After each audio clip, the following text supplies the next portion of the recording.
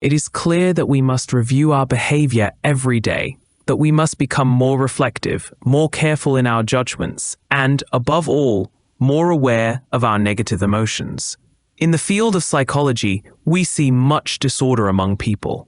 Everyone is often carried away by negative emotions, and this is truly serious. There is nothing more harmful to profound internal development than negative emotions. When a negative emotion arises, we should behave in the best way possible. If envy appears, even in a strong form, let us express ourselves harmoniously, not in favor of envy, but for the good of others. If, at a given moment, we feel anger, let us speak with extraordinary sweetness. Rather than becoming annoyed by what has harmed us, let us speak well of the one who has offended us. In this way, we will not be injured internally. It is not easy to behave correctly when a negative emotion is present, but that is the correct course. If we feel anger because someone has annoyed us, let us speak with love, in favor of the one who has caused our irritation. At least, we should do this while working to eliminate the aggregates that provoked the negative emotion. In this way, we will not be harmed. It is clear that we must not remain on the surface. We need to eliminate those undesirable elements that provoke negative emotions, such as anger, envy, hatred, lust, pride, and so forth. Undoubtedly, everyone experiences negative emotions, and nothing is more contagious than they are. There is no doubt that bacteria and viruses exist. Bacteria cause many illnesses. As has been proven, viruses, being infinitely small, are even more destructive. Consider, for example, the cancer virus. Although some believe it has not yet been isolated, we must note that Israel has accomplished this. Its official name is unknown, but we call it cancro and have discussed it extensively. It is so small that a powerful electron microscope is needed to study it. Yet because viruses are so tiny, they are more dangerous and contagious.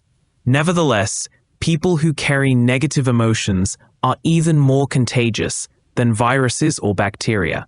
Those who grumble constantly, who are full of envy, who are morbid at every moment, who feel persecuted or believe that everyone hates them.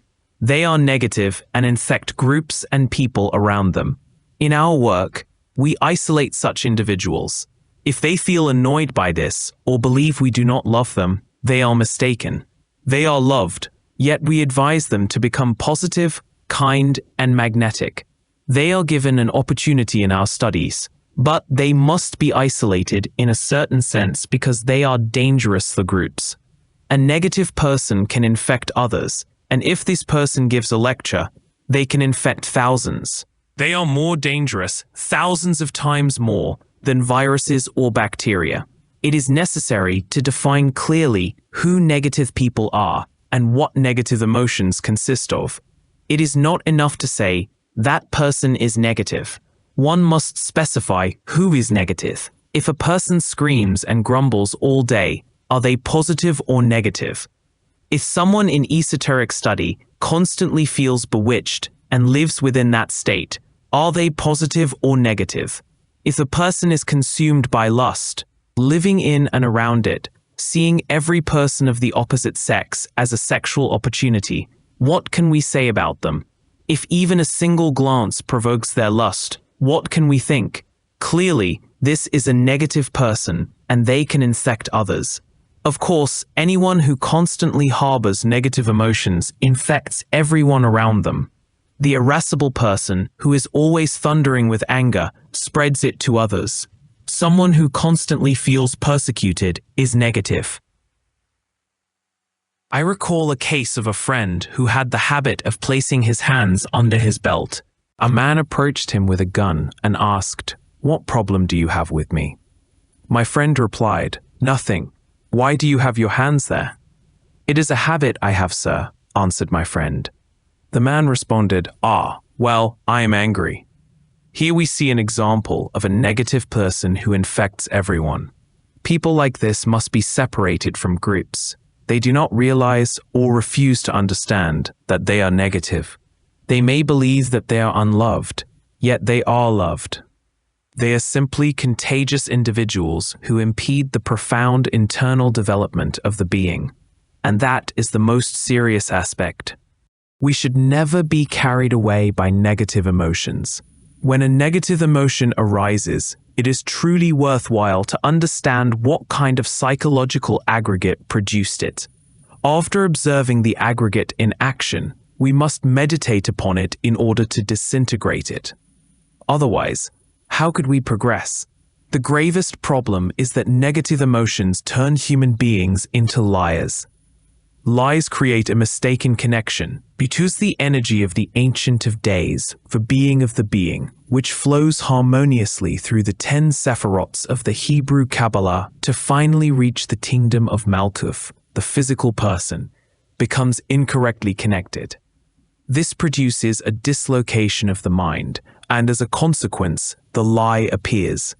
One may become a liar due to a negative emotion, thus becoming a slanderer or deceiver, or may lie consciously and intentionally. In any case, it represents a negative connection of the mind with the superior centers of the being, producing a dislocation between the mind and these higher centers. The truth must be spoken, even come hell or high water. The truth and only the truth. That is the crude reality of the facts. Negative emotions turn people into liars. The karma of liars manifests as monstrosities. Children born with 2 heads or other deformities are incorrectly connected with the superior centers of the being. As a consequence, they are born with deformed bodies. That is the result of lies. We must pay great attention to this aspect. Why do negative emotions make us liars? We must eliminate them from ourselves, for negative emotions do not allow for profound change.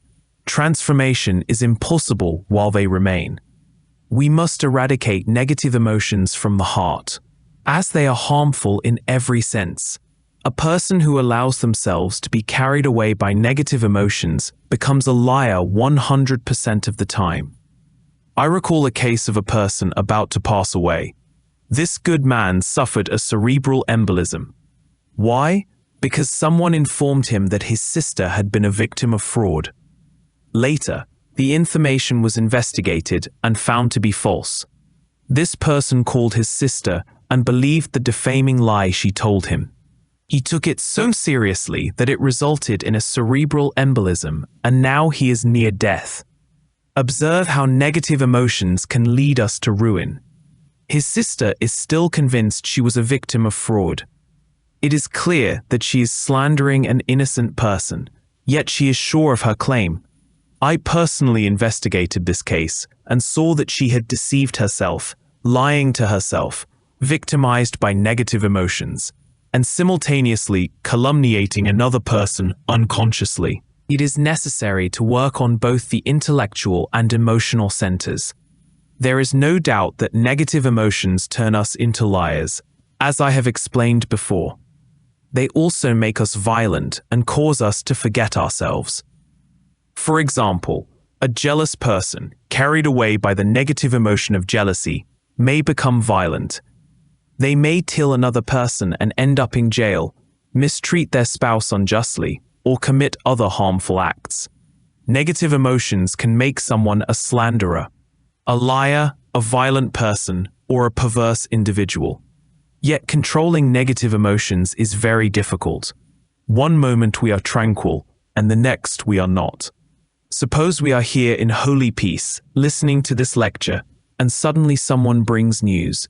A relative or friend has been beaten or shot. If we lack self-control, we immediately leave this peaceful state, protesting internally. We see someone on the street and quickly tell them what happened. When we arrive at the place of the alleged tragedy, we find nothing has happened. It was a false alarm. What then occurs? First, we have left our calm state. Second, we have slandered someone. Third, we have adopted violent behaviors. Worst of all, we have strengthened the eyes in the negative part of our emotional center instead of disintegrating them. Observe the damage negative emotions can cause. Because of a single negative emotion, we can become murderers, perverse individuals, slanderers, or make false judgments about our closest friends. Yet we have a clear tendency to be carried away by negative emotions. We have not yet learned to be austere, impassible, and serene. Introducing gnosis into our thinking to bring about change and into the emotional center is more difficult.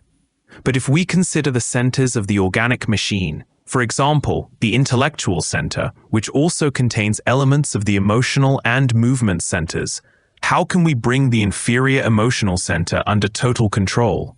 If we simply say, I will use my willpower and will not be carried away by negative, violent emotions, we may fail at the first challenge. Therefore, we must introduce gnosis into the mind to experience the superior emotion it produces. With the willpower we possess, along with gnosis and the superior emotion, it becomes possible to control the inferior negative emotions.